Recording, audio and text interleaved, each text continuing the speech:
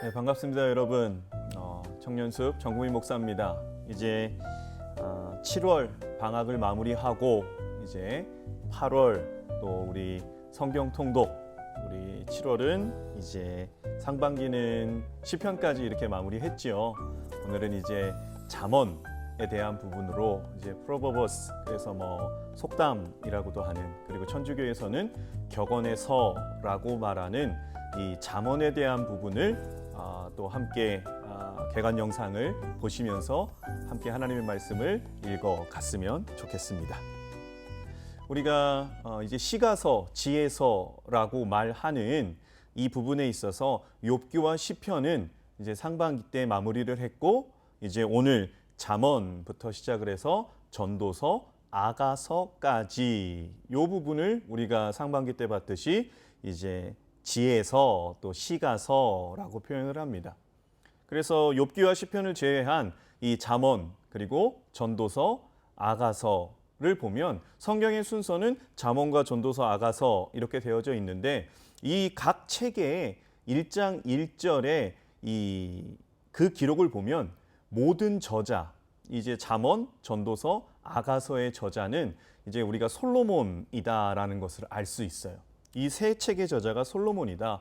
그런데 이 세 책의 1장 1절의 말씀을 보면 이 솔로몬에 대한 소개의 내용의 기록, 그것으로 봤을 때 이 책이 솔로몬이 어느 정도 시점에 기록했다라는 것을 우리는 추측할 수 있습니다. 살펴보면 이렇죠. 잠언 1장 1절에 보면 솔로몬을, 그 저자 솔로몬을 이렇게 설명합니다. 다윗의 아들 이스라엘 왕 솔로몬의 잠언이라 라고 나와요. 그래서 다윗의 아들 이스라엘 왕이다, 솔로몬을 표현할 때. 전도서를 보면 다윗의 아들 예루살렘 왕 전도자의 말씀이라 이렇게 기록하고 있어요. 거기서는 다윗의 아들 예루살렘 왕이라고 표현하고, 시가서의 마지막인 아가서를 보면 솔로몬의 아가라라고 해서 다른 수식어, 소개 내용이 없습니다. 그래서 이 세 개를 봤을 때 이 잠언서가 다윗의 아들 이스라엘 왕이다라고 표현을 하는 것은 남북 전체를, 그러니까 이스라엘 지경 전체를 다스렸던 그 시대 때 솔로몬이 이 책을 기록했다. 가장 영향력이 컸을 때예요. 솔로몬이 가장 영향력이 컸을 때는 이 중간 시기쯤입니다. 중간 시기쯤. 그리고 전도서를 보면 예루살렘 왕이라고 나와 있어요.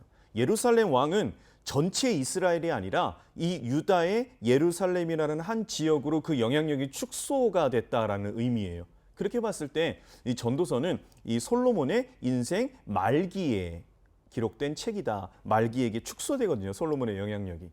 그 다음에 아가서에 보면 솔로몬의 아가다라고 할 때 어떤 예루살렘의 왕 또는 이스라엘의 왕이라고 표현하지 않고 그냥 솔로몬이라고 기록한 걸로 봤을 때는 솔로몬이 왕이 되기 이전 청년기 때 기록이 된 부분일 것이다 라는 것으로 해서 그 순서를 보면 이렇게 볼 수 있습니다. 아가서가 가장 어떤 청년기의 아가서, 이제 청년기의 솔로몬의 아가서고, 잠언은 이스라엘 전체를 다루셨던 가장 영향력이 컸었던, 그래서 중년기의 잠언, 그리고 전도서 예루살렘 왕이라는 표현으로 봤을 때는 영향력이 조금 축소된 솔로몬의 인생 말기, 이 노년기의 전도서가 기록이 됐다라고 볼 수 있지요. 그 가운데서 이 시가서 중에서 잠언과 전도서와 아가서를 기록한 이 솔로몬의 지혜에 대한 부분을 왕상 4장 이렇게 표현되어져 있습니다. 그가 잠언 3,000가지를 말하였고 그의 노래는 1,005편, 그리고 또 초목에 대하여 말하고 레바논의 백향목으로부터 담에 나는 우슬초까지 하고, 그가 또 짐승과 새와 기어다니는 것과 물고기에 대하여 말하였다라고 이 솔로몬의 어떤 지혜, 그의 어떤 말에 대한 부분을, 그리고 실제로 역대하 열왕기상에 보면 여러 나라의 여러 왕들이 솔로몬에게 찾아와서 그 지혜의 이야기를 들었다.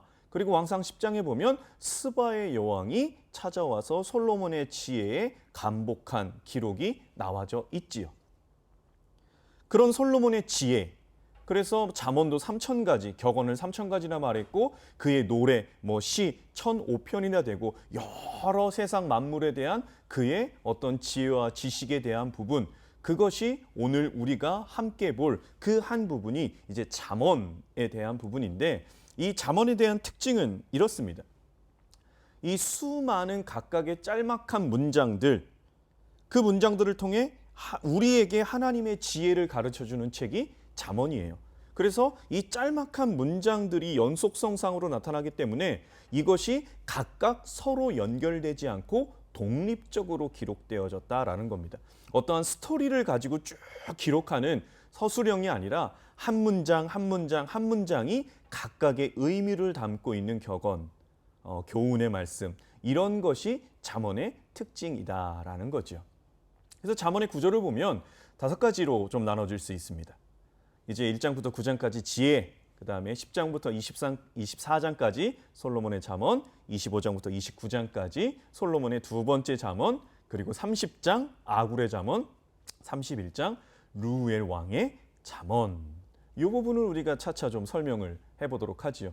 이 지혜에 대한 지혜론을 언급한 1장부터 9장까지의 어떻게 보면 서론부가 포함된 그 부분의 핵심은 아들을 향한 아버지의 사랑의 훈계예요.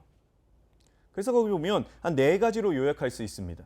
하나님을 경외하는 것, 부모를 공경하는 것, 악한 자들과 어울리지 않는 삶, 오직 하나님의 말씀에 귀를 기울이는 삶. 이것이 1장부터 9장까지 아들을 향한 아버지의 사랑의 훈계예요. 그래서 하나님을 경외하는 것, 이것은 어떻게 보면 잠언의 핵심입니다. 그래서 잠언 9장 10절에 보면 이 하나님을 경외하는 것에 대한 부분에 있어서 가장 핵심적인 구절이지요. 여호와를 경외하는 것이 지혜의 근본이요 거룩한 자를 아는 것이 명철이다라는 겁니다. 그래서 잠언에서 이 말하는 이 지혜라는 영역, 이 잠언에서 말하는 지혜라는 영역은 단순히 정보의 나열, 지식적 정보의 나열이 아니에요. 인격적이고 경험적인 지식에서 나오는 것. 그래서 지혜라는 것은 이런 지식을 삶의 모든 영역에 올바르게 적용할 수 있는 능력이다. 그리고 잠언은 그 삶의 모든 영역을 다루고 있다라는 거죠. 더불어 부모를 공경한다라는 부분에 있어서 잠언서의 기자 솔로몬은 부모를 공경하는 자가 어떠한 사람인가에 대한 부분에 있어서 이는 내 머리에 아름다운 관이요 내 목에 금사슬이니라. 부모를 공경하는 삶의 모습이 이렇다라는 겁니다. 그래서 어리석은 자의 훈계를 멀리하는 것, 그리고 하나님의 말씀을 귀 기울여 청종하는 것, 이것이 지혜론을 언급한 1장부터 9장까지의 핵심적인 내용. 더불어 10장부터 24장까지 이 지혜의 총론을 얘기했다면 이제 10장부터 24장까지 솔로몬의 잠언의 강론 첫 번째가 생활 속의 지혜예요. 그래서 이 지혜가 이런 지식을 삶의 모든 영역에서 올바르게 사용할 수 있는 능력이 지혜인데, 그 지혜를 사용할 수 있는 삶의 모든 영역에 대한 나열, 그게 혀의 사용, 말에 대한 부분이고, 재물의 사용, 정직과 진실된 삶, 분노를 다루는 삶, 교만과 겸손, 부지런과 게으름, 가난한 자를 구제함. 10장부터 24장까지는 요 내용에 대한 부분에 반복적인 기록이 계속해서 기록되어져 있다라는 것. 그리고 25장부터 29장까지 총론에 이어 강론의 두 번째가 뭐냐면 리더로서 가져야 될 자세가 기록이 되어 있어요.